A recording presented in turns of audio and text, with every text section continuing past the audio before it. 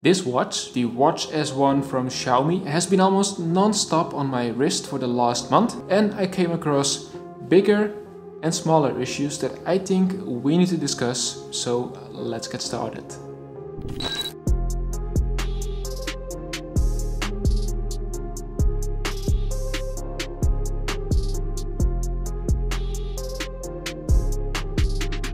In case you haven't seen my Xiaomi Watch S1 active review, you can check it out by clicking here in the top right corner. It includes everything that you need to know once you get yours.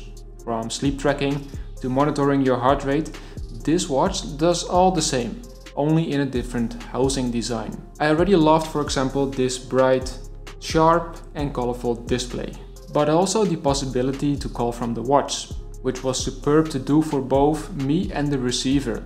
Even tracking sporting activities along with the GPS has been great, as it tracked almost all routes taken precisely. Moreover, the heart rate scores were almost identical to my GP's blood pressure device, and the software easily and quickly recognized when I started to work out. Now that we are 1 month later with the Xiaomi Watch S1, I believe that this is what you need to know, besides all the aforementioned positive ones. First of all, and let me say it right away, iOS connectivity is unstable. At first, the connectivity was all good. All notifications came through and data is synced easily and automatically.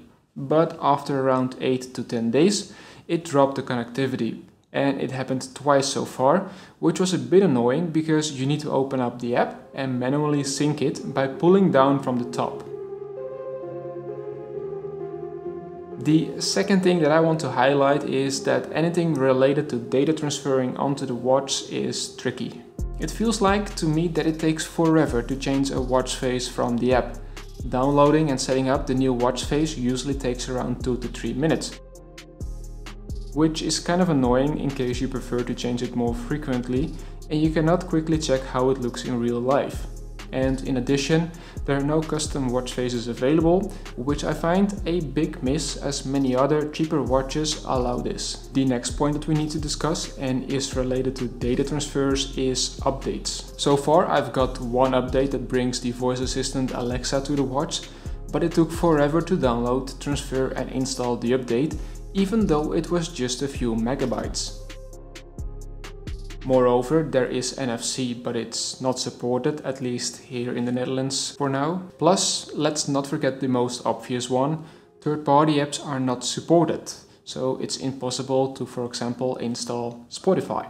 And lastly, there are a few other things that I would love to see fixed or added, like options to quickly reply to messages or quick reply to messages, or emojis that are not displayed correctly. And even though I use metric units, you cannot use imperial ones or Fahrenheit for the temperature. Now, don't get me all wrong over here. The watch isn't bad, it's just that it needs some improvements.